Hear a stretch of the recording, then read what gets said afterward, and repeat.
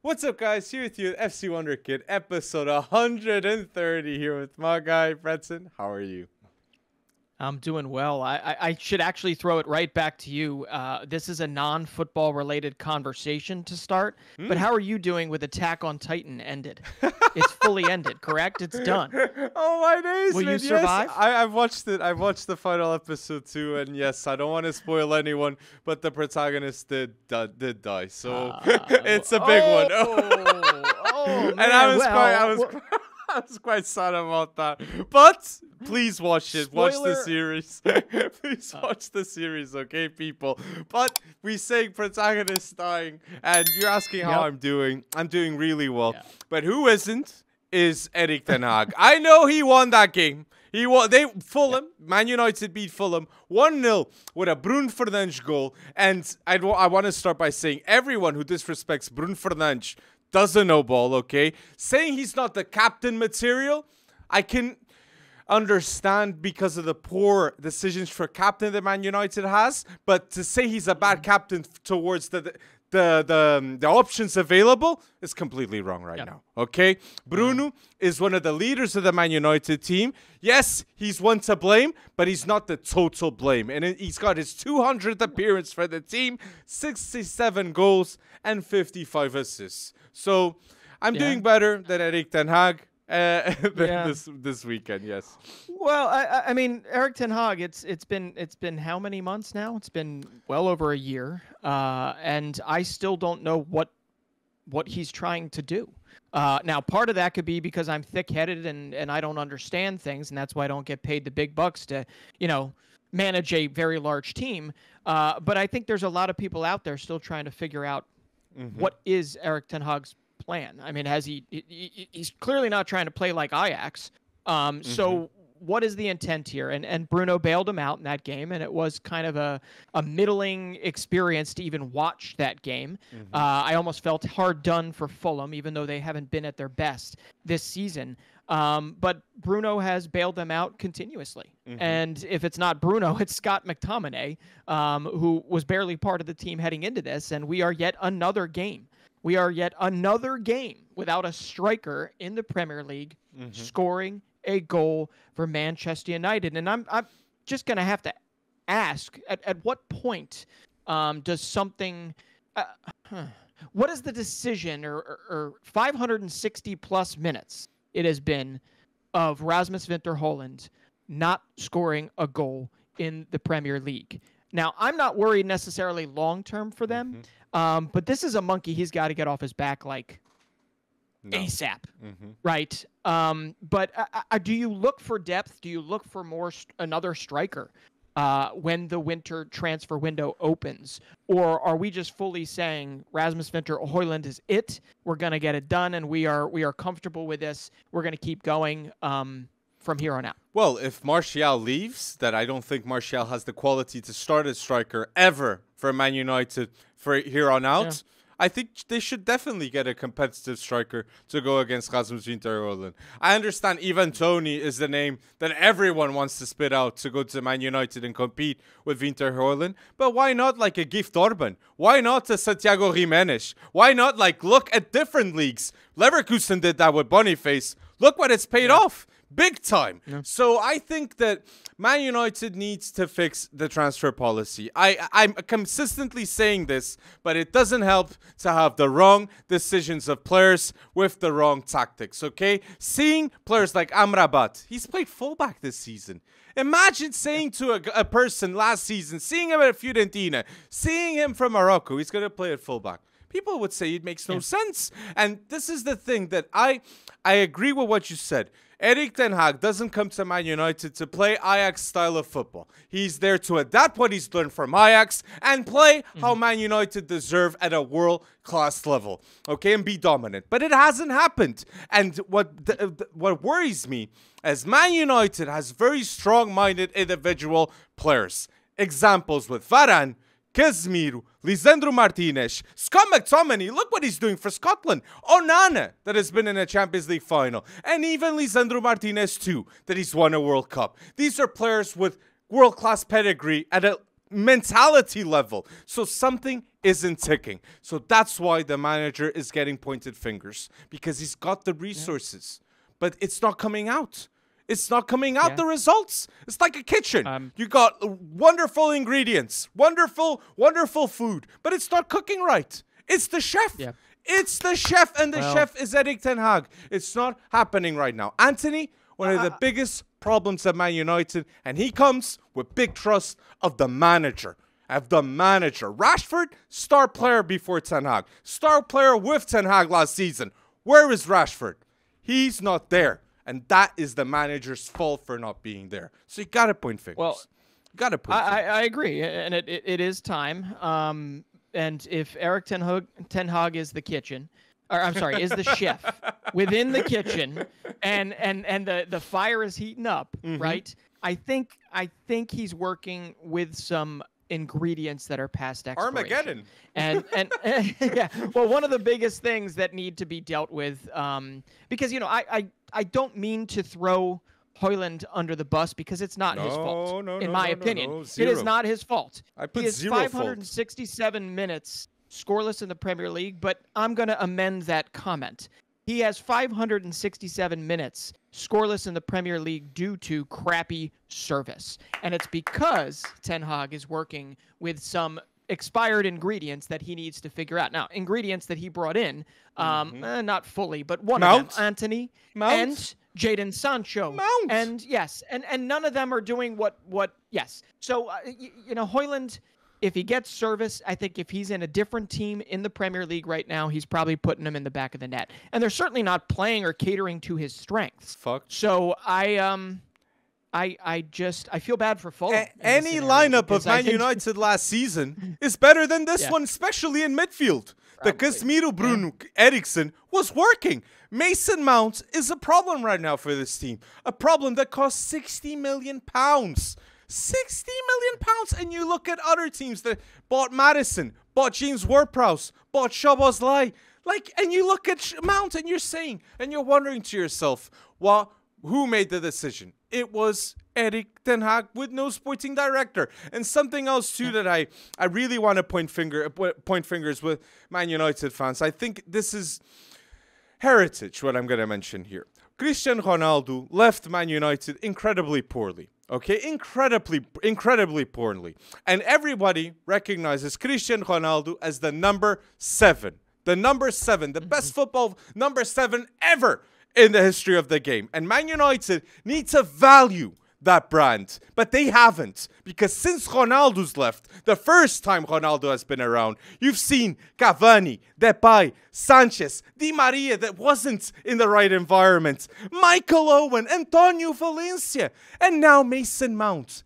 How can Mason Mount honor a player like Cristiano Ronaldo when on the same team, everybody knows Garnacho plays like Ronaldo? Style of play. Okay, I'm not saying he's like Ronaldo right now. So it's poor decisions of the ownership towards the culture and the heritage of Man United. And the number 7 jersey, the way it's been treated, is clear showing of just that. So it's got to fix. And Sir Jim Ratcliffe, I am not sold on him. 100%. But I just think Erik ten Hag is not the main reason of the problems, but it's the environment that has brought upon Erik ten Hag that said, look, fix this. And he's like, how can I fix it so fast? It can't happen. It can't happen. So, yeah. But not to, maybe we ended on this. Erik ten Hag is not the first manager to go into a big club that does not have the right ownership climate, to not have the right supporter climate. So, he still should be a whole lot more successful than he is at this moment in time, right? So I do think, if we're pointing fingers, I mean, the buck stops with him at the moment. He took the job, and he certainly got backed financially. It's just a matter of I don't think he is handling things.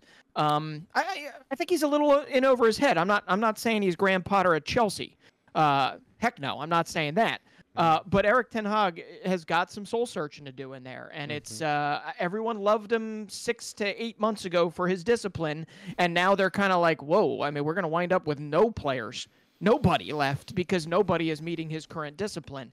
So I'm really, really intrigued to see what happens, and when we're looking at the table, United has still scraped out some wins after some terrible Old Trafford form. That's true. And they've got a very favorable run of fixtures. So if you want Ten Hag, you want to give Ten Hag some leeway, you want to give him some love over the coming fixtures, and you want to give him a little bit of a longer leash, he's got to start tinkering. I don't know if he can just continue to roll with status quo from here on out, but I'm certainly intrigued by it. It's a big doubt right now. But let us know your thoughts down below about Man United community, okay? And I stress upon the Man United ownership, and clear proof of that the ownership has a clear impact in a club is what happened in Newcastle. The moment Mike Ashley sold Newcastle to the right people, with the Saudi people that know how to make buys, know how to put the right people to make the right decision making in a football club, everything has changed. Mike Ashley selling Newcastle saved Newcastle and Newcastle fans. They're seeing Champions League football, and they're beating Arsenal. Arsenal that are in back-to-back losses this season. First time that we've seen it this season, and Arteta ball, worrying times are happening now with Kai Havertz. Kai Havertz right now has 17 games, 1 goal, 1 assist. He cost the club 75 million. He's not better than Fabio Vieira. He's not better than Emil Smith-Rowe. So he's not better than the players that were there. And if we compare this summer transfer window, other transfers like Madison, like Szoboszlai, like Diaby, like Doku, they've all been better than Kai Havertz. So that is a clear problem that Arteta, I think he won't fix. Kai Havertz shouldn't start this season, at least for Arsenal. It can't happen. And I am one that has fallen for this, but Kai Havertz is more the allure. He is more the potential than he is actually the end product. And I think Arteta is finding that out the hard way at the moment. We saw it. Okay, the price tag was always high. But we were like, oh, look, he could play in the midfield. He could do this. And unfortunately, he's all potential. He's all potential. And he has shown little to no end product, little to no, incisiveness, little to no decision making that has been plus. Hell, he probably shouldn't have even been on the field during that game. But listen, Arsenal. Arsenal you can call VAR all you want on that particular game, but they were not good enough to win that game on the day. They are not good enough. They were not good enough to win that game on the day, and it was just a bad week for Arsenal. So if we're going to talk about Champions League in the future, I pity whoever plays them next, and we will talk about that very, very shortly. I just want to mention a real stat here too. I'm mentioning Havertz a lot, and for the people that are advocates for Kai Havertz, I want to know who you are, and please comment down below on YouTube if you are an advocate of Kai Havertz starting for Arsenal. But the truth is, Havertz has committed more fouls in the Premier League this season than shots and key passes for Arsenal. More fouls than shots. Look at this stat, people. This is very worrying, because in a team that has Gabriel Jesus absent, that has Eddie Nketiah ups and big downs, you need someone to perform in midfield, scoring those goals. Declan Rice can do that, but that's not his speciality. Odegaard, Saka, Martinelli, those are the players that are not wished upon, but have the responsibility to score the goals for this Arsenal team, and that is worrying too. That is very worrying too for me, Breton. When there's no Gabriel Jesus, when Eddie Nketiah is not scoring the goals like he hasn't against West Ham and against Newcastle. I know he's got 5 goals, but he didn't in these past 2 games. Necessary games for a goal scorer to be there, present to inspire a team. They need to get a striker. I have a feeling they're going to get a striker in the next January or summer window.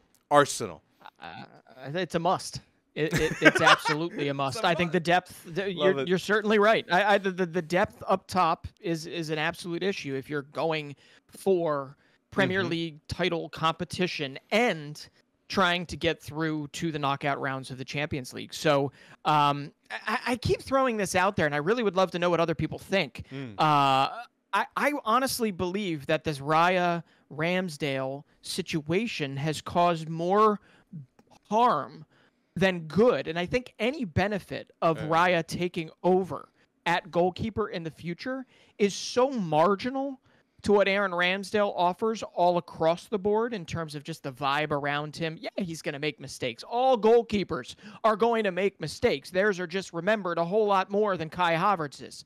Okay? So I don't really understand that whole type of throwing that wrench into things from a culture perspective when Aaron Ramsdale was never the type that was going to rest on his laurels, right? He was never the type that was going to be like, yeah, it doesn't matter what I did today. I don't care if I, didn't prevent a single goal and actually gave up a goal. I'm going to keep my number one spot tomorrow. He never thought that way. It's true. He's never going to think that way. Ramsdale is built from the cloth of always having a chip on his shoulder. And I applauded him for that, even when he, we made fun of the transfer fee that he was signed for. We made fun of quite a bit around it, saying, he is still a young goalkeeper.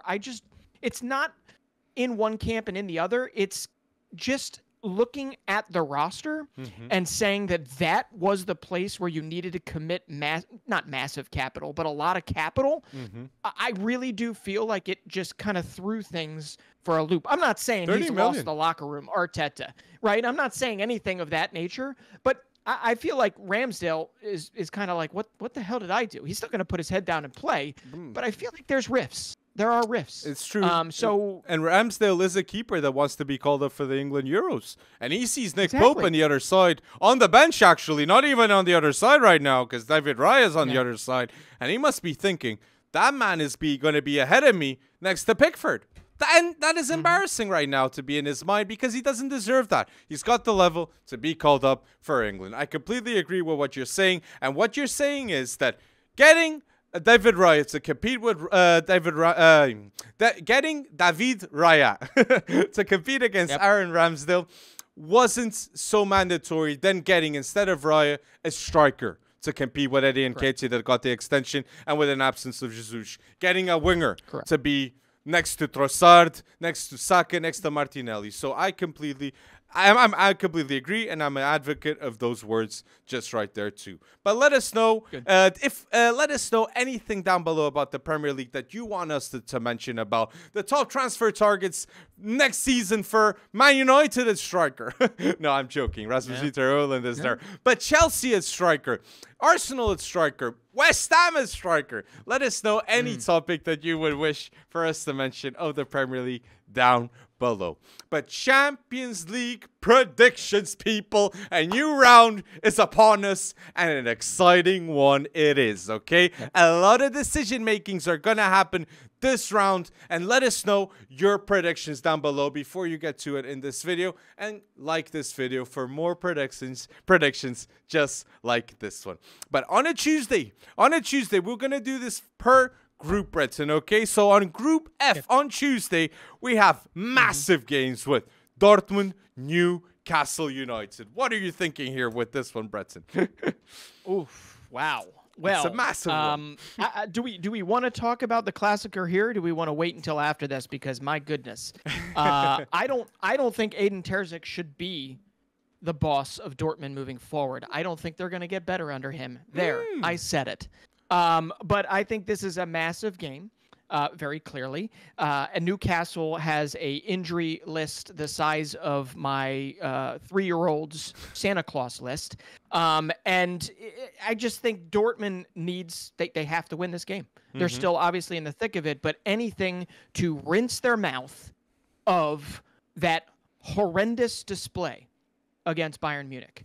And it could just be that Bayern outclassed them, but this is a Bayern Munich. I mean, the worst thing that happened to Dortmund for the D-Klassiker heading into this, the worst thing that happened was watching Bayern Munich get kicked out of the DFB Pokal by a third division side, Saarbrücken, because what did it do? It pissed every one of those players off. And they went out and they wiped the floor with Dortmund. So I'm going to say it.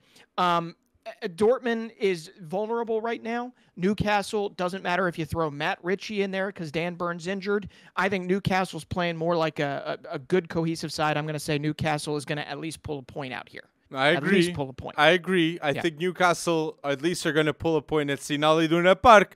But this is a decisive game. Both teams with 4 points. Dortmund and Newcastle. Dortmund must win this game against Newcastle, that are the weakest team compared to AC Milan, PSG, and and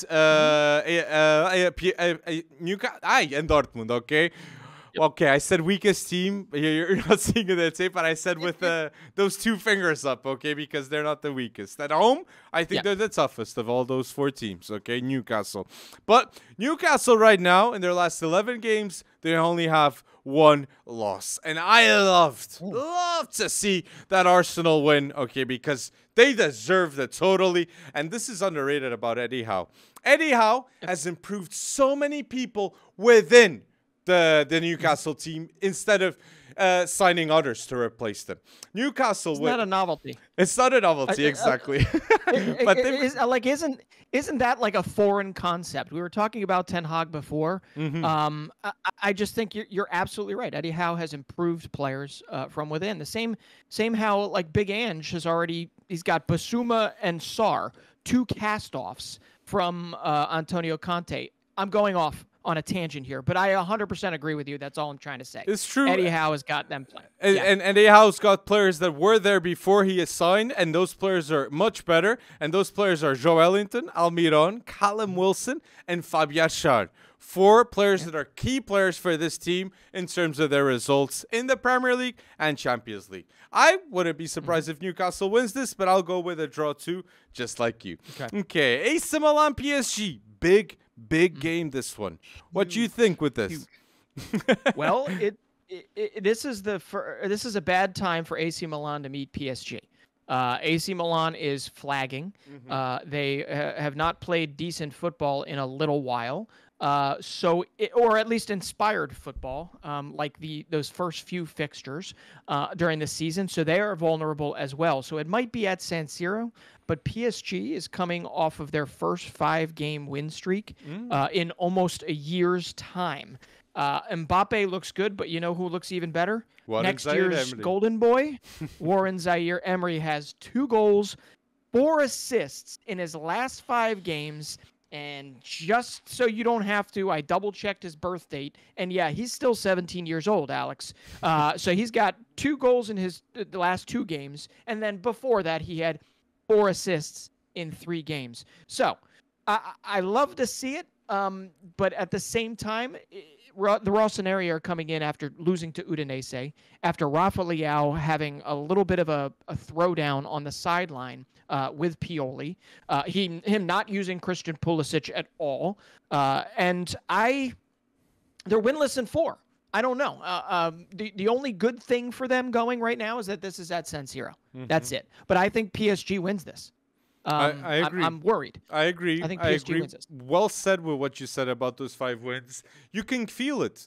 And PSG right now with Mbappe, Warren Zaire-Emery, Luis Enrique much happier, you can get the sense of they're going upwards. And they are dark horses in the Champions League, people. I believe they're going to the quarterfinals and maybe semifinals too if they don't go against a team like Real Madrid, Barca, or Man City, okay? That those are the big boogeyman for anyone, Man City.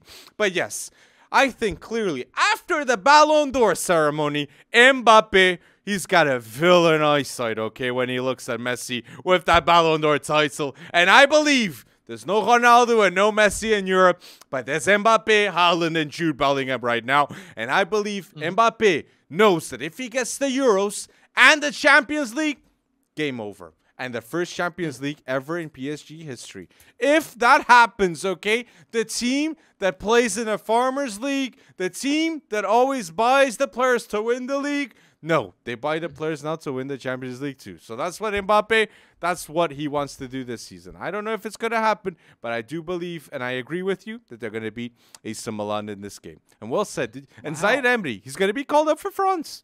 This month. I agree, yeah. Okay, That's what it this sounds like. month. 17.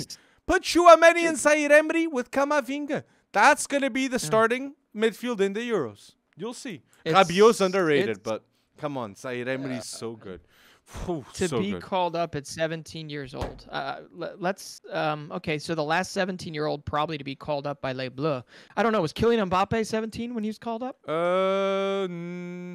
must possibly. I'll have to look this up. I don't think he's the youngest, though, if he gets to. But he could be, yeah. He Probably could not, be. no. But let's wait and see. Unbelievable. Okay. Group Yeah. G, so this is a bit of a different one in terms of vibes here. But Red Star against RB Leipzig. What are we feeling here? Well, you know what? This is in Belgrade.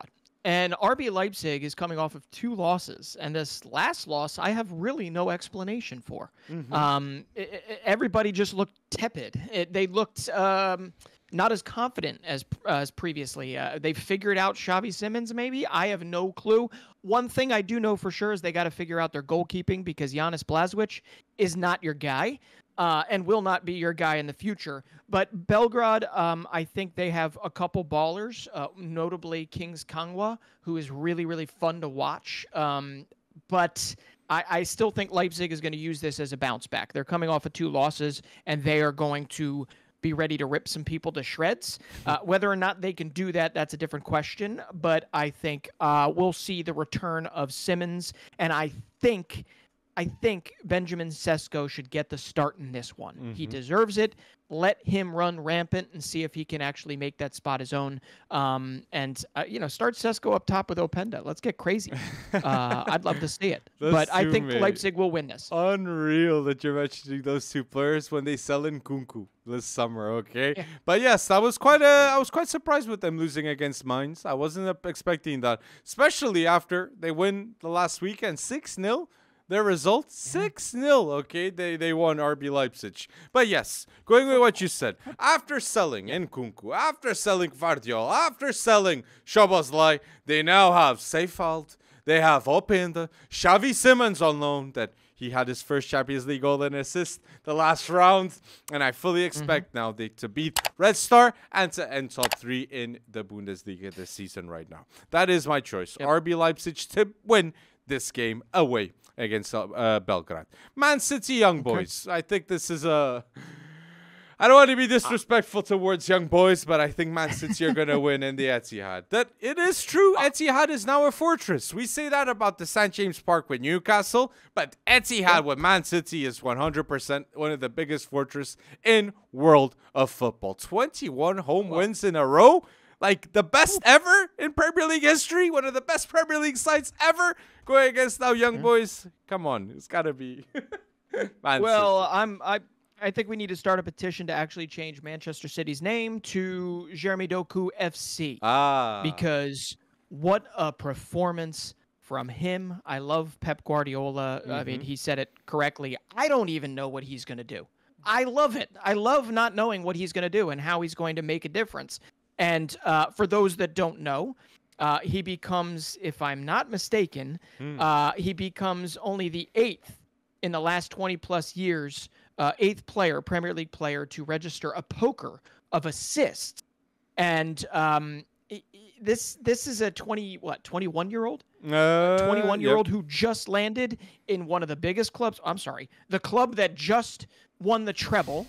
And immediately European. He goes to 4 assists, has a goal on his own, and we're looking at players like Paul Pogba. We're looking at Santi Cazorla. We're looking at Fabregas. We're looking at Dennis Bergkamp. I just had a lot of Arsenal players that have done this poker of assists thing. Jeremy Doku now joins all of them. So I just have to say that was one of the more entertaining displays from anyone in the Premier League this season, individually. You're saying it right. Mentioning Jeremy Doku and entertaining in the same sentence makes total sense. And I completely agree. Jeremy Doku for £60 million will be seen as one of the biggest bargains of the last summer transfer window. One of the best under 23 players right now in football.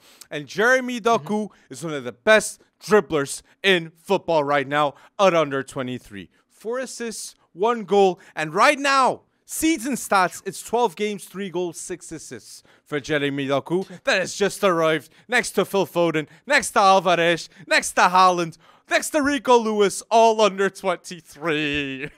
Insane. And Jeremy Doku just landed at Man City, and I think it's undoubtable, like no doubt, Jeremy Doku is fact that he's been better than Marcus Rashford since he's landed at Man City. Okay? The best winger in Manchester right now, Jeremy Doku, okay? So that's the bold set of statements that he's doing, and he's just arrived for £60 million, people. And Rodri, too. It's worthy to mention, too. Rodri is unbeaten in each of his last 38 games for Man City. Absolutely vital. Best CDM in the world, playing under Pep Guardiola. And in the meantime, with those 38 games, he won 4 trophies and all that, too. In which there's a Premier League and a Champions League trophy in those 2. Unreal. Yep. Unreal. How can that happen? I mean, just to throw young boys a bone here, because this is at the Etihad. I mean, maybe Man City will rest Erling Haaland. In fact, I think that they should, since they've pretty much already got their foot in the knockout round door. But Erling Haaland apparently, rolled his ankle or something like that. This would be a good time to give him a little rest. But we'll see if, Erling Haaland also wants to play every minute of every game and score every goal. So I think young boys are going to be in it. I think they'll put up a good fight because they've actually been in really good form, at least in the Swiss Super League. But no, Manchester City is Group G leader. They are also going to be Group G winner. It's true. 3-3. It's going to be 4-4. I think so too. Group E now with Atletico against Celtic. Quite a good, not a good decision. It's going to have lovers, it's going to have haters, but the truth is Diego Simeone has just extended his contract with Atletico de Madrid, and it's going to be until 2027. But it's absolutely mad that El Cholo Simeone has been at the club, La Cocholeros, since 2011.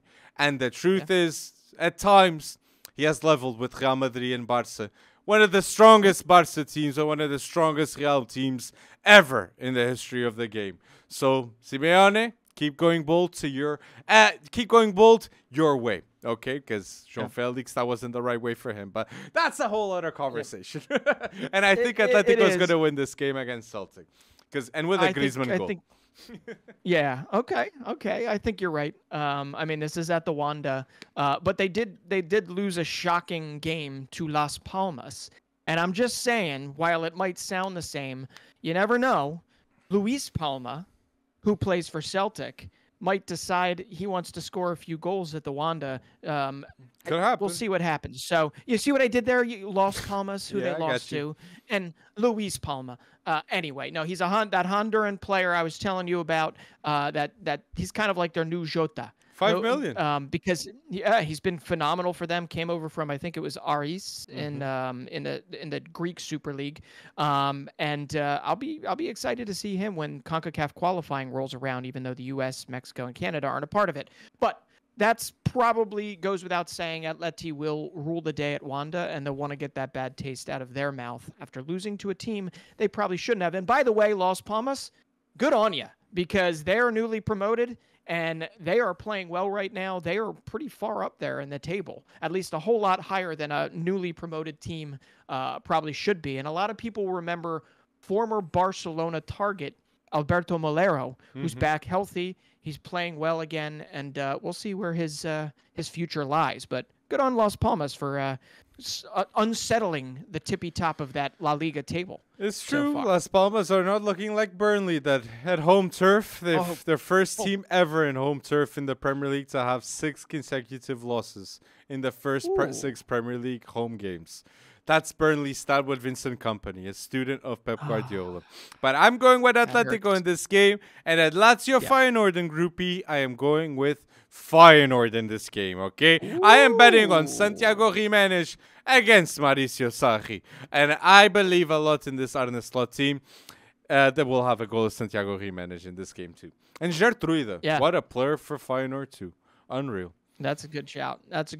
I think I'm going to say draw on this one because Mauricio Sarri needs something. They've lost 2 of their last 3.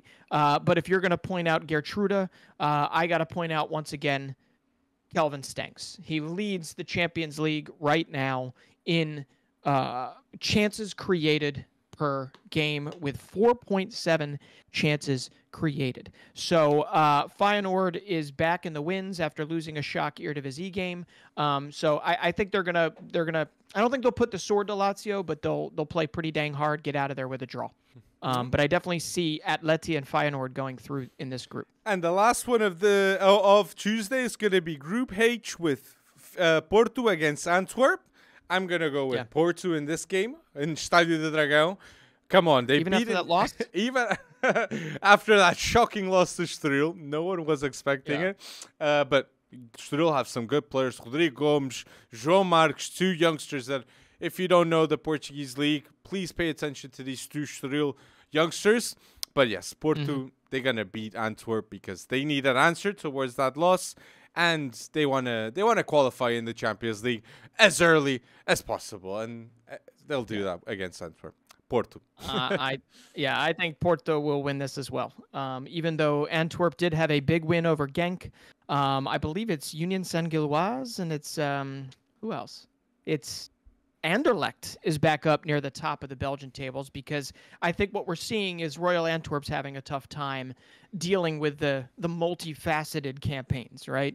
Multiple campaigns. They don't have a big, deep enough roster, so they're really digging deep here. But Porto's, once again, I think they're going to come in pretty angry at that loss, and they're going to take it out on Royal Antwerp. And Ivan Nilsson had a hat-trick in the last round of the Champions League for Porto. True. And it's Taremi with Ivan Nilsson now, the duo at strikers. So no more doubts with the duo at strikers for Porto. And Sergio Conceição, quite a good coach, Breton.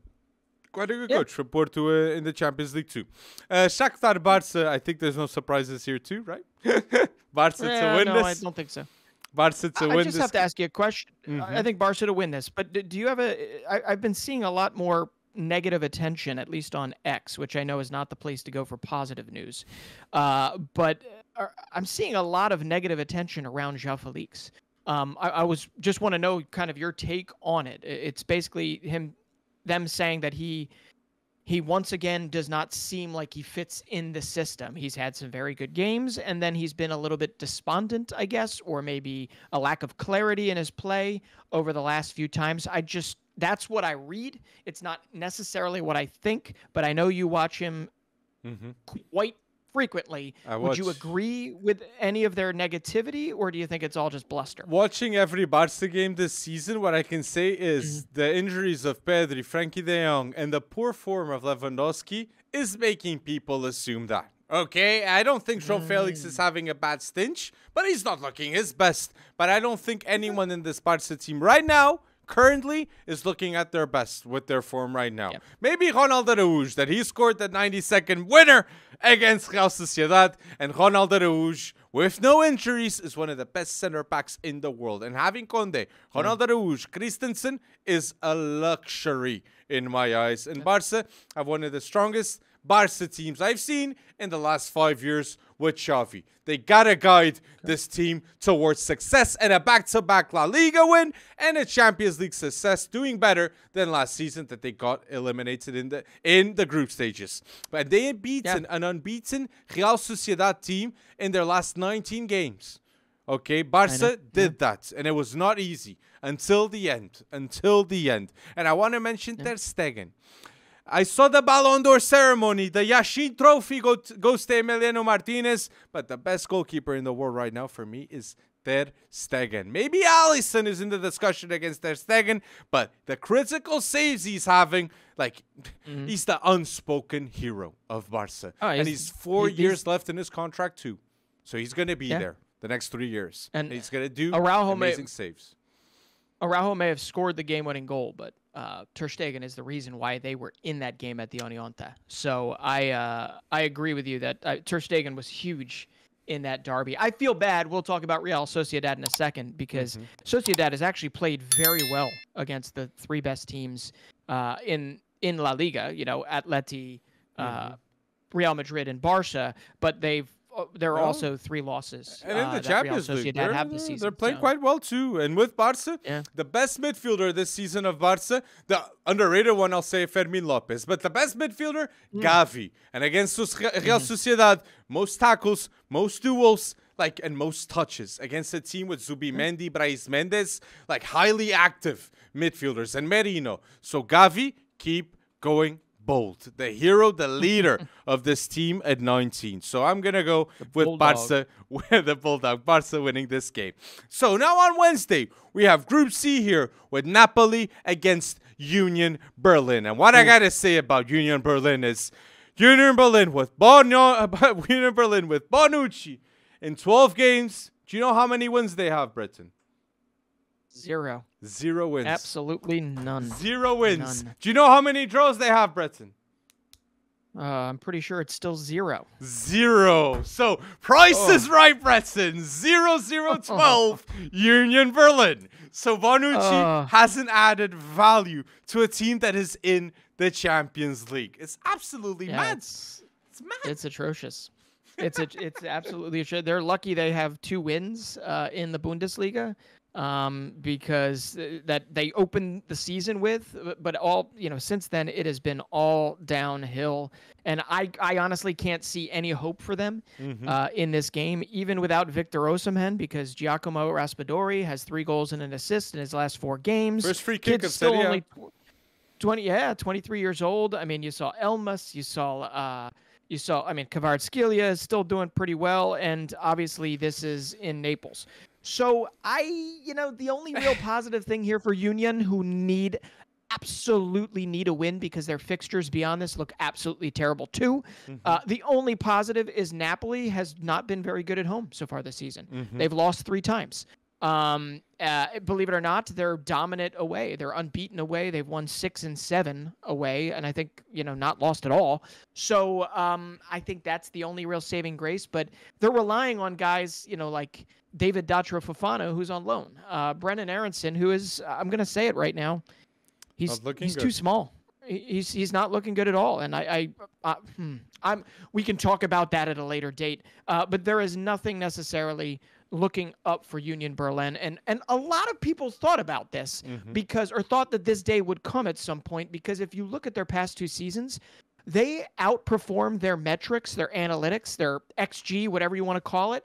They outperformed it so starkly, like so much, that it was virtually impossible that the reversion to the mean at some point was not going to come down. But you would have at least expected, like you mentioned, a draw or 2 in 12 games, and Napoli is not going to give them that. So Napoli's winning. And Napoli beat them in the last round. Round 3, it was in Union Berlin's house, 1-0 for Napoli. So I think Napoli are going to have this win at home, and they're going to solidify themselves as the 2nd place of this group, with Real Madrid in 1st, and Braga getting Europa League. I think this group will be finished. I think Group C will be finishing with Real Madrid, Napoli, and Braga. And I'm so happy that Braga is going to get Europa League with all this. I don't think they'll be beating Real Madrid, by no means. But I think we're going to see Alvaro Jallo, Al Musrati, Ricardo Horta, really good players showcasing their talents to the world, because everybody watches Champions League. So, yeah. What about your Primera Liga top goal scorer in Simon Banza? Good player. Good player, bro. Yeah. Abel Ruiz, Simon Banza. I think if he can score, but I think my player to score in the Bernabeu is Alvaro Jallo. And I think Alvaro Jallo could be called up for Spain. I know. If Grimaldo doesn't even get called up for Spain, who does? This guy saying Alvaro Jallo of Braga gets called up. Look, people, trust me, he's underrated, okay? He's going to leave Braga soon, and he's a player that you should be watching in Primera Liga. Alvaro Jallo, okay? He's very versatile and very good, okay? And with Real Madrid, I just wanted to say, Nico Paz, okay? We're starting to see a lot of Arda Güler, but Nico Paz is getting a lot of propaganda, and he deserves that. One of the best talents from La Fábrica the past 3 years that I've seen, and yeah, he's a rising star coming up right now. Okay, so absolutely, just wanted to mention that in the Real Madrid talk, because Nico Paz, he's going up. Yeah, we'll see. You're Real Madrid too. Yeah, well, okay. we were going to talk about Group D. You want to talk about Group D next? Group D, like I'm not gonna say the unknown dark horse group, but like this is the unknown group of death, Group D right now for me. Okay, so Real Sociedad, Benfica. This is a Benfica team with 0 points in the Champions League. This is a Benfica team that is heavy reliance on a 19-year-old that is João Neves. Benfica needs something different in the Champions League, and if it happens, I wouldn't be surprised, okay? I'm saying it here first. Real Sociedad lost their first game in 19 against Barça. They were unbeaten 19 games, and Benfica con João Neves, Benfica with hope that Roger Schmidt can do something different, something can happen. But yes, I'm going to go with a draw in this game. I'm here. You're going to go with a draw? I'm going with it. And that's bold, mate, I think. And that's bold. It is.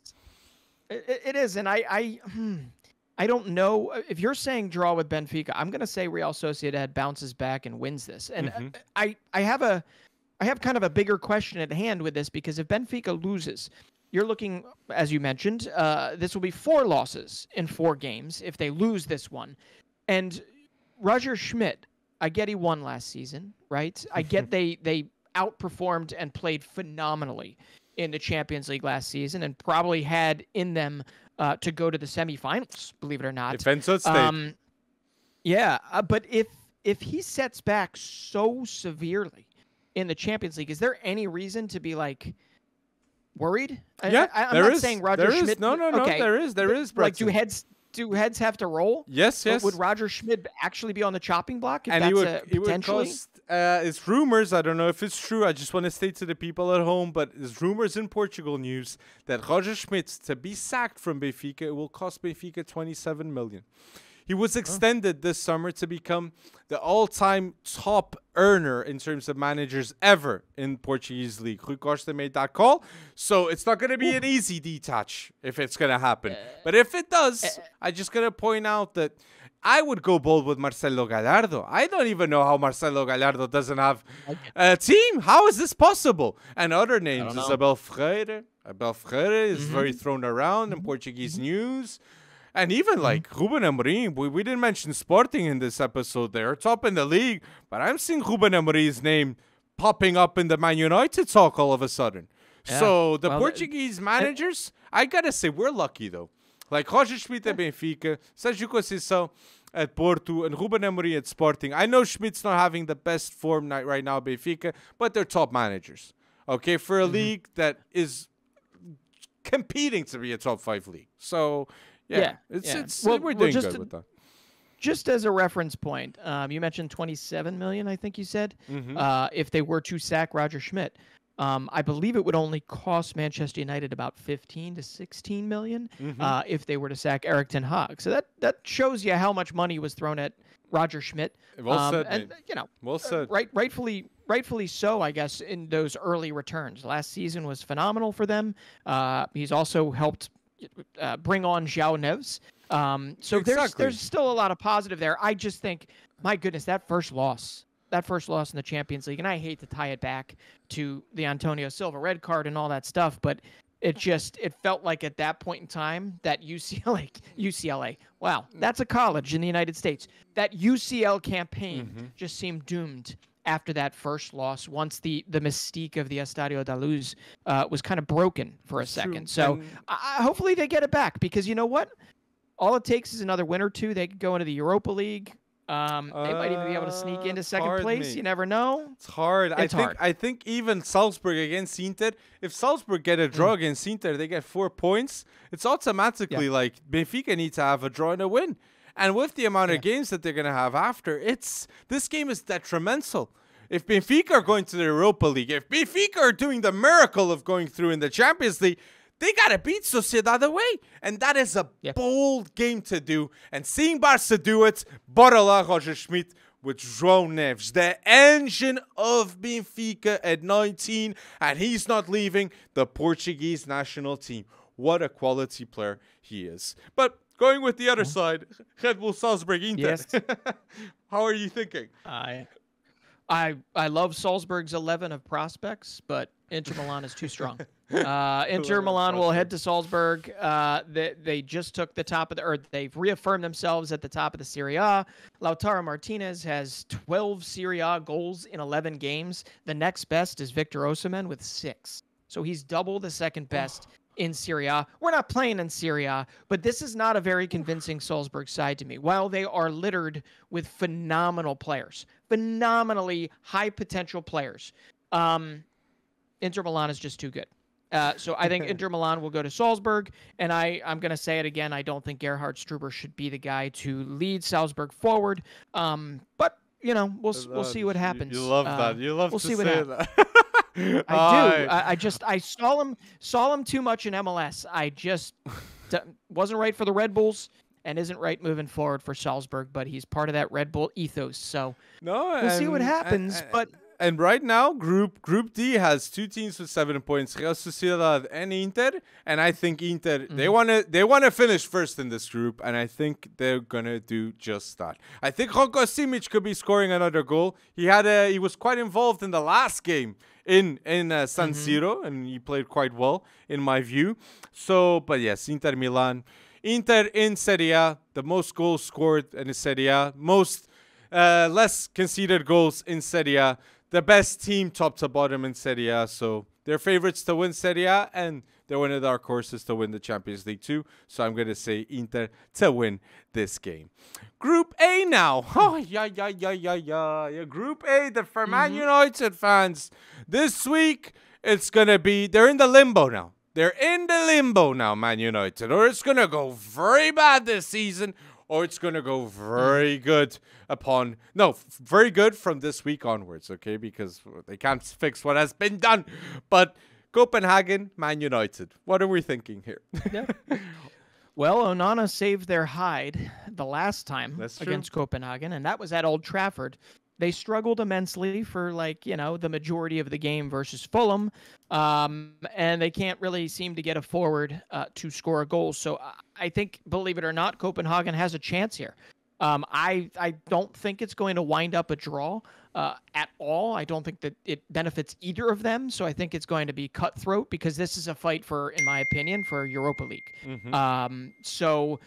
Copenhagen still has it, but how interesting would it be if it's a Højlund brother that scores a goal against Manchester United to give them the win in Copenhagen?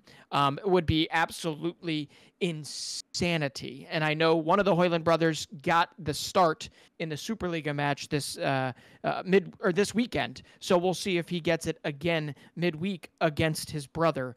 But if United's backed into a corner, they need some goals. I can't think of a better time to just wake up and play great football. I know it's not that easy, but this is exactly the type of fixture, obviously, that Manchester United should win. It's really alarming and challenging. So to think that they will. So I'm going to say another Bruno Fernandes match winner late in the game. Manchester United will win this game. I like it. I like your optimism on this one. And Copenhagen is not a bad team, by no means, okay? No. And don't be surprised if Rooney Bargi has a masterclass late in the game against Man United. Or Oscar Winter Højlund scoring against his older brother. That would be unreal if it happens. But I'm not going to say that Man United are going to be winning this easily. I think Man United against Copenhagen away, it's a mandatory win for Erik ten Hag. He's not doing well in the Premier League, but it doesn't mean that in the Champions League, you got to be out. And if they don't win against Copenhagen away, Galatasaray will be going through in second. Galatasaray ahead of Man United. Which I called. Which you called. And Bayern Munich first too, no doubt. So Man United needs to do something different. And this is the game to show every doubter that it can happen. Sacha Boey, Icardi, Mertens, Zaha, a team full of stars with Galatasaray. And if they go through against a Man United team, they're going to be mentioned worldwide. So that's what they're going to see. And I think it's going to happen too. But I'll go Man United on this one. So, and Bayern Galatasaray, we're going here. Yeah. So after a historic Bayern game, right? Historic 4-0 win in their Classic against Dortmund. Massive. Unreal. Massive. They have their what is it? Goretzka's never lost to him. I mean, Harry Kane scoring a hat trick in his first Klassiker, which I don't think has ever been done. Is that's got to be right, right? I honestly it's back-to-back Bundesliga hat tricks for Harry Kane. I mean, he's the first player. Harry Kane is the first player to score 15 goals in his first 10 Bundesliga games. And just 2 episodes ago, we were talking about the now injured Serhou Guirassy, and now Harry Kane has taken that over. And he's only got 1 penalty, I think, in that whole goal haul. Leroy Sané has been an absolute beast for them this season. It's just it was such a big game that Dortmund forgot to show up for. It was the first time that Borussia Dortmund and Bayern Munich were unbeaten heading into the Klassiker since, I think, 2015. Not the first time ever, since 2015. So these were 2 great sides, and Dortmund just did not show up, or Bayern was that good. I'm going to say something counterintuitive here. The same way the loss to Saarbrücken, was historic for them and sent Bayern out of the DFB Pokal, and Harry Kane's probably like, man, that was the trophy I was definitely going to win. Dang it, Not anymore, and he was sat on the bench for that game. Maybe this 4-0 win in the Klassiker actually plays into the favor of a team that needs to go into the Allianz Arena and stamp their second place medal. And Galatasaray is, I think, a giant, not a giant, but I don't know, something that's a little bit smaller than a giant. Yeah, they are a dark horse. I mean, they continue to win. Whereas Fenerbahce just lost their first game in a long time recently. Yeah. They remain a ridiculous team to beat. They've got 1 loss, I think, in their last 25 competitive games, and it was to Bayern away. So they're coming in with a chip on their shoulder. The Allianz Arena hasn't exactly been a fortress so far this season. And Mauro Icardi has the most expected goals, even though he has only scored 2. He's got the most expected goals amongst anybody in the Champions League right now. So I think you've got a lot of favorable outcomes here, favorable analytics. It's just whether or not Galatasaray shows up on the day. I think they're going to pull out a draw here. I think they're going to get a draw, and they're going to solidify second place for themselves over the last 2 fixtures, and they will go through in second place. That's a very bold take, mate. That's a very bold take, saying Galatasaray to get a draw, because right now, Harry Kane has had his 3rd hat-trick in the Bundesliga in 10 games. And Harry Kane is definitely a top 5 player in the world at Bayern Munich. And I love that he said 3 goals scored like Unglorious Bastards taught us, okay? Saying it like this, okay? He said he put his 3 fingers, not like this, like this, okay? Yep. Please watch the movie. And Harry Kane right now has 20 goals, 8 assists in 17 games for club and country. He's in an elite form, and I gotta ask you, Bretson, right now, the top goal scorer of 2023 is going with Cristiano Ronaldo with 44 goals, Haaland with 44 goals, Harry Kane with 43. Who's gonna be the top goal scorer, in your opinion, of 2023, Bretson? Well, World Soccer used to do that weighting that they would have. It'd be like 1.5 if you're in the Bundesliga and the Champions League versus probably what would just be a 1x weighting. So I'm going to say Harry Kane. Harry Kane ahead of Haaland and Ronaldo. That's bold. Damn. It is bold. It is bold, but Harry Kane, I mean, from a league perspective, has taken a step. It is a step down, right, from the Premier League. It is. I think we're going to get used to seeing hat-tricks from Harry Kane. And I think Erling Haaland, I mean, we often said, like, how do you beat that first season that Erling Haaland had in the Premier League? He's still going to score a lot of goals. I just don't think he's going to score as many as Harry Kane. And Cristiano Ronaldo is still scoring goals. Absolutely.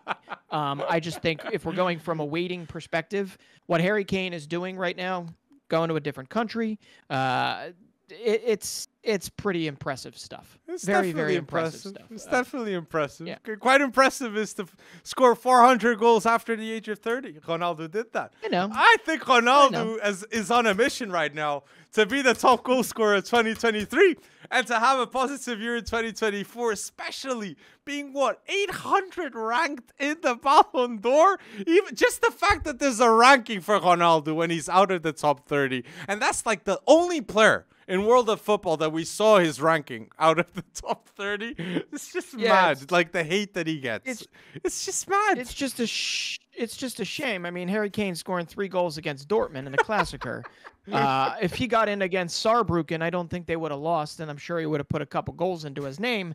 But you know, there's I think there's a big difference. I'm not taking anything away from what Cristiano Ronaldo is doing. I just think there will be a flurry of games. Oh wait, but they're going to have the winter break because they actually have the winter break. They're not crazy not misogynistic, masochistic players and owners like the Premier League, where they literally play 15 games over winter break and Boxing Day and New Year's and the festive fixtures and all that good stuff.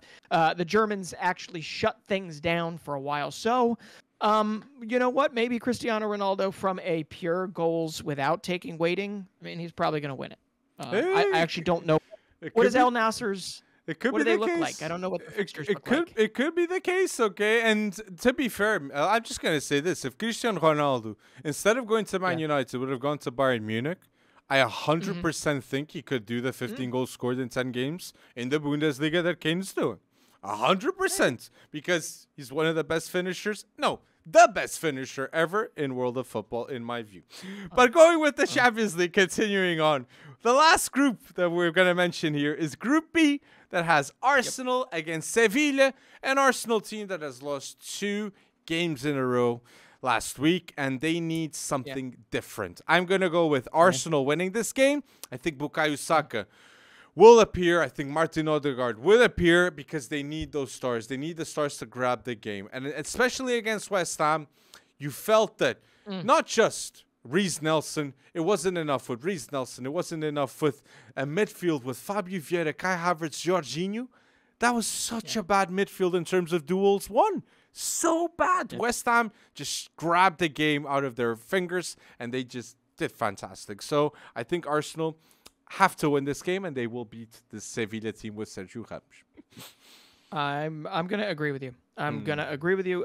Sevilla also needs a win. I mean, Arsenal, we've got red flags out there. We've got the alarms, the sirens blaring because they've lost 2 in a row. Sevilla has managed just one win in the last 8 games. Now, a lot of draws in there, but their only win was against a much lower league side in the Copa del Rey, and they're going to the Emirates. So I think if there's a time to put a beat down on somebody, Arsenal can get some frustrations out in this game, and that's assuming that Arteta doesn't overthink this and put out the wrong thing. The real issue right now is the depth in that roster, right? Partey injured. They need him. They need him. It's true. And the great thing about Arsenal is that they're to make things a little more positive than what we've been saying is they're a really tough team to beat. I know they've lost 2 in a row, but even when they lose defensively, they're very, very tough to beat. It's true. So that's a big plus side moving forward. Good compact exactly. group defense. And, yeah.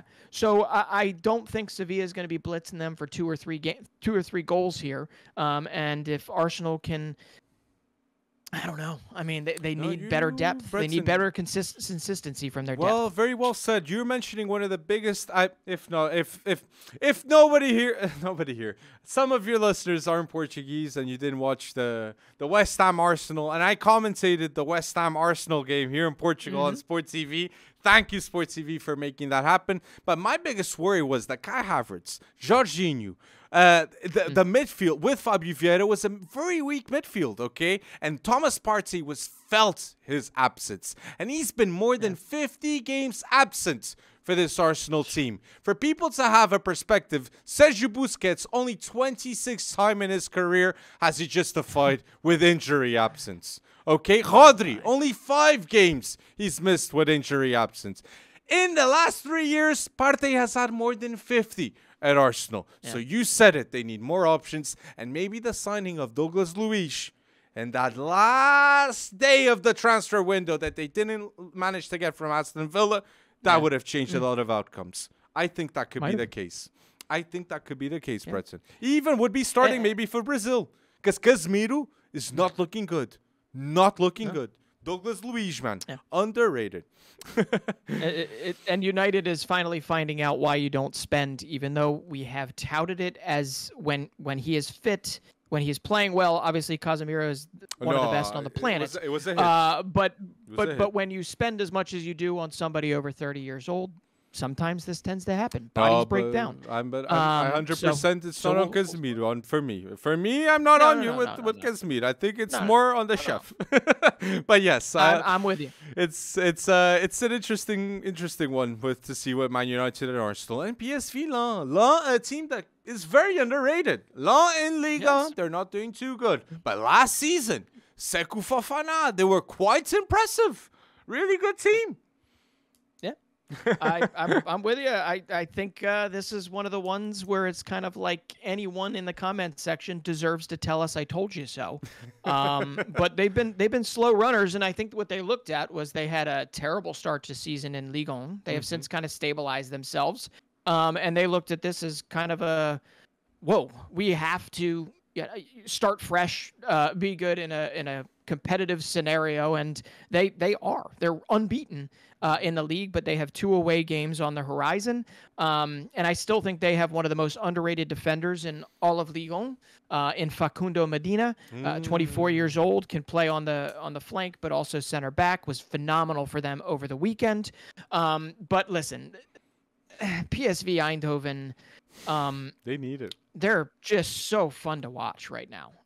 They've 11 wins in 11 games in the Eredivisie, 41 goals scored in those games, 5 goals conceded. They had 6 different goal scorers in their last game, so they're getting it from all over the place. And my love for Joey Veerman continues to exponentially rise day to day. But they have not looked as convincing in the Champions League against much harder competition. So this game is huge for PSV at Philips Stadion. And Lyon, once again, can play disruptor, whatever you want to call it. But it's I still back PSV and Arsenal to go through here in this group. It's bold right now, but PSV really need a win in this game. Right now, the Group B has Arsenal with 6 points, Lyon with 5, Sevilla and PSV both with 2 points. So both games are decisive for both teams, Sevilla and PSV. And I think, look, my prediction with this group until the end, it's Sevilla's going to the Europa League. I don't know who's second. I think PSV do have the strongest team to go second, obviously with their Eredivisie form. But I think Sevilla will be going third in this group. But let us know your choices down below in the comments down below on YouTube. Let us know. Do you agree? Do you disagree with me and Breton? And please like this video if you're listening until now. Thank you for going bold with these predictions videos, because we always like to see you support here, because you guys are going bold too with those comments on YouTube. Yeah. But wanted to mention in the podcast too, Leverkusen on my end, just saying Leverkusen is unbeaten right now. 15 games, 14 wins, only 1 game they didn't manage to win, and that was against Bayern Munich. 2-2 game, and that was unreal. That was one of the best games I've seen this season until now, from 2-0 to 2-2. Wow. Well, so wanted to mention it. I've got some other things here, just because we all need to keep proper tallies here, Alex. But they are 15 games without a loss, 14 wins. They have scored 54 goals. Whoa. 54 goals this season. They've conceded less than a goal per game this season, and they are the first team in the top 5 leagues. And I know that's a very very fluid statistic. What are the top 5 leagues? But Bayer Leverkusen, Xabi Alonso's Bayer Leverkusen, are the first team in the top 5 leagues to score 50-plus goals this season. They are just firing on all cylinders. I mean, they've got 1, 2, 3, 4, 5, 6 players with double-digit goal involvements already this season. You've got Boniface, you've got Wirtz, Hoffman, Grimaldo, Frimpong, and Amin Adli, who has not even half the minutes played as the other players. And on top of that, you've got a guy, 21-year-old, like Adam Hlozek, who I think has, let's see here, like 6 goal involvements in 2 starts. It's absolutely bonkers how potent Xabi Alonso has made this offense. And I gotta say it. I mean, the Klassiker this season very clearly is Bayer Leverkusen versus Bayern Munich. It very clearly is that. It's the top 1 2 race. 2. The top 2 The race. top 2. Right now. And that's before we even talked about, Grimaldo. It's bonkers how well they're playing and how absolutely fun they are to watch. No, Xabi Alonso. I want to see him in the Champions League. Xabi Alonso ball with Grimaldo. He's got 15 games, 7 goals, 5 assists. Boniface, a 20 million striker, bought 14 games, 10 goals, 6 assists. Great. Florian Wirtz, a 19-year-old, more than 10 goal involvements for this Leverkusen team. They are title contenders, and they might win the Europa League. Yep. But if he went to the semifinal last season and he didn't buy players, imagine now. Okay, with this team much better. It's Roma, it's Liverpool, and it's Bayer Leverkusen, the top contenders to win Europa League. But we're mentioning here. Sorry. Yeah. Well, Yes. sorry. The last thing I just wanted to say was the only thing I think they need desperately in this upcoming transfer window is they need defensive depth. They have great players. They got Hincapie. They've got Kosunu. They've got Ta. But Tapsoba, but each and every one of those has had their issues with staying healthy. So for them, because they play in a 3 center back system, allowing Grimaldo and Frimpong to do their thing, I really feel they need another one in there. Hincapie's just coming back from injury, so we'll see how long that lasts. But it's not till February, but I've got that Leverkusen, Bayern Munich fixture already circled. And if you want a nice little litmus test before that, in early December, less than a month from now, you'll get Leverkusen Dortmund, and we'll see what they can do with that. But I'm only sad, Alex, that we might not see Xabi Alonso with Leverkusen in the Champions League, because Xabi Alonso might be gone before then. 100%. And I hope it's the Real Madrid, people. I really hope it's the Real Madrid. Because, related to Real Madrid, now the most decorated player in Real Madrid history, Marcelo, has done the impossible. Not the impossible, because Danilo has done it too. That's win the Libertadores and the Champions League. But he's the second player now. And Marcelo has won the Copa Libertadores for his boyhood club, Tricolor Fluminense. Born and raised since the age of 13. He's been at the academy, and I love to see Marcelo saying it's the most important title ever. The best left back ever in the history of football. It's between Marcelo, Roberto Carlos, or Nilton Santos. That Nilton Santos won 2 Copa do Mundo back in the day. Nilton Santos left back 2. But I go with Marcelo. Recency bias. Well, it is just amazing to see this happen. This is Fluminense's first win. I believe that they were finalists back in 2007, 2008, ended up losing in the final. But not only with Marcelo at 36, becoming the 14th player ever to win the Copa Libertadores and the Champions League, joining names like Neymar and David Luiz and Cafu and Dida and Carlos Tevez, to throw an Argentinian in there. Oh, and most recently, I think it was Julian Alvarez, right? River, Manchester City. But there are other names that need to be thrown out here. The eventual, the Herman Cano, 35-year-old of journeyman, has been scoring important goals for Fluminense for years since he's joined them. I think he's got 68 goals or something and like 90 caps for them. So for him to actually get this Copa Libertadores win is absolutely huge. No, but it's not really funny. He's the first player to score 13 goals in Libertadores this century, Germán Cano. Oh yeah, that's right. He is also he's the leading scorer of the Libertadores. That's right. Historic. Just scoring unreal. Immense. Yeah, but he even got a little bit of a break in the knockout rounds. You know why? Because 21-year-old I'm just going to say it because he was John Kennedy, 21 years old. He scored in every round of the knockout rounds.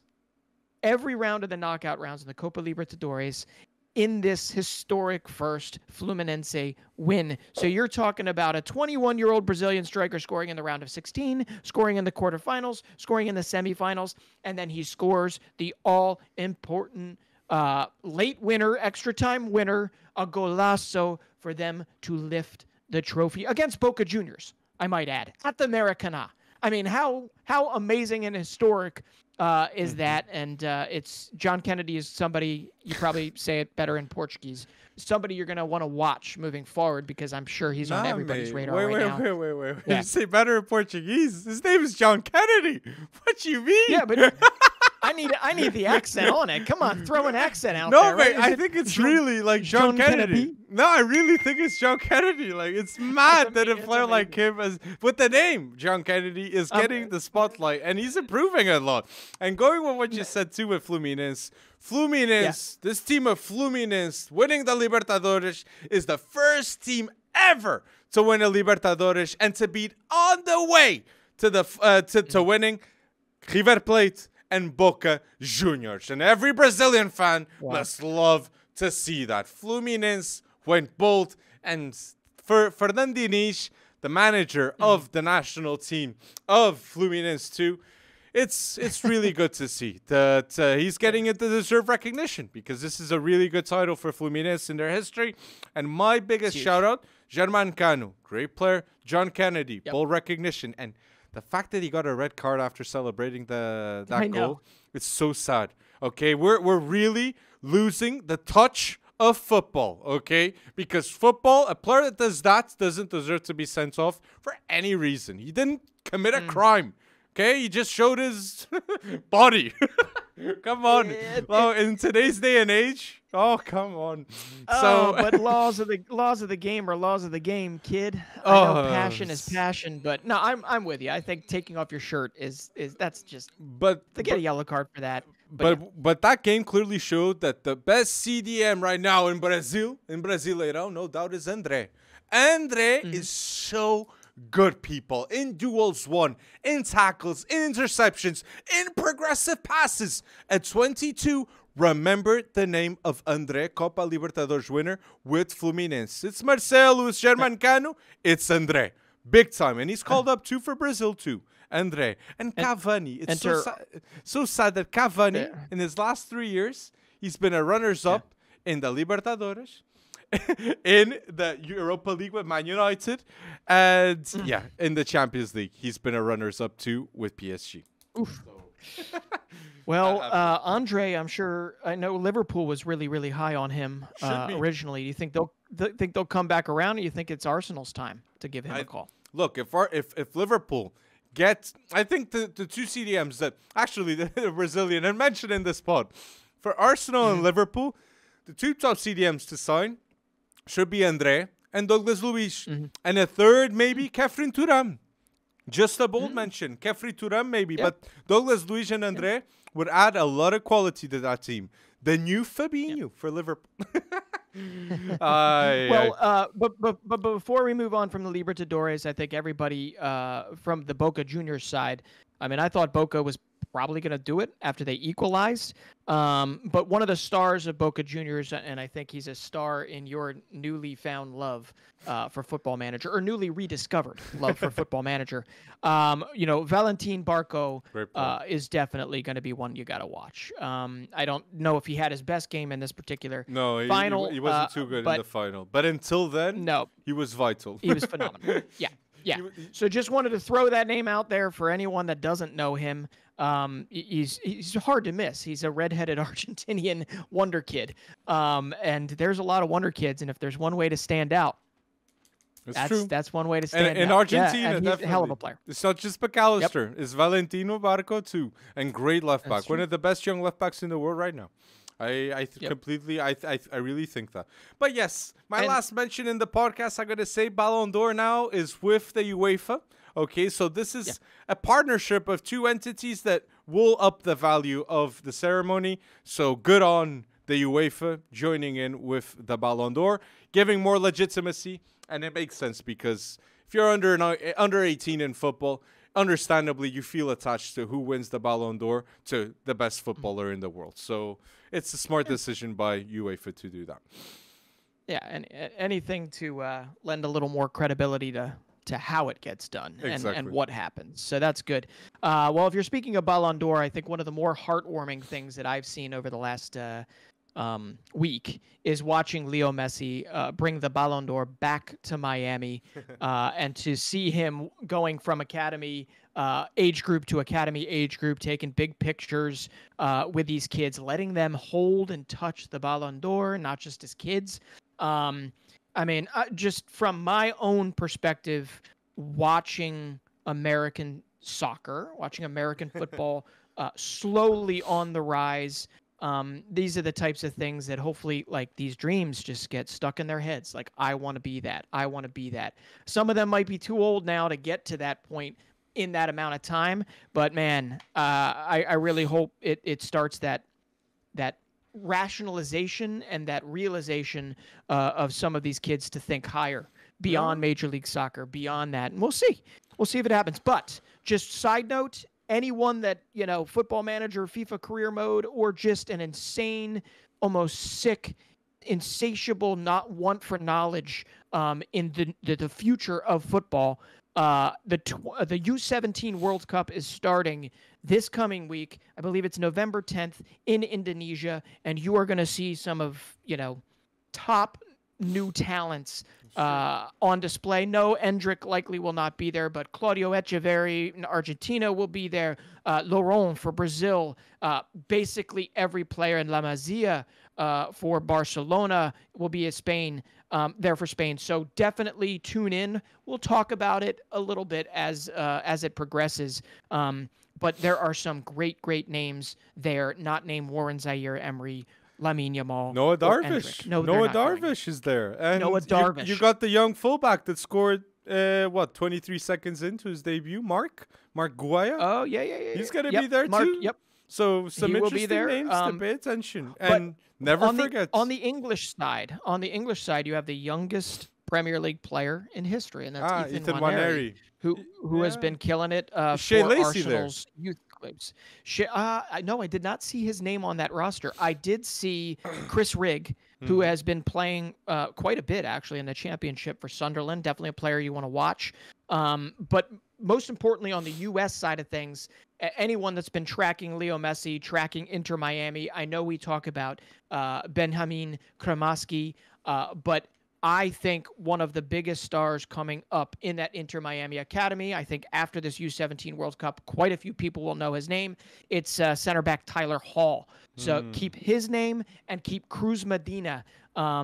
Keep thinking about them because it's going to be real fun. I love the U17 World Cup. You get some great names. But let us know, young players of the Under-17 World Cup that we might have not mentioned here in the last 3 minutes. Let us know, what have we missed in episode 130? And if you're listening until now, please don't forget to like this video. It's a huge help for us. Let's have more than 100 likes in this episode.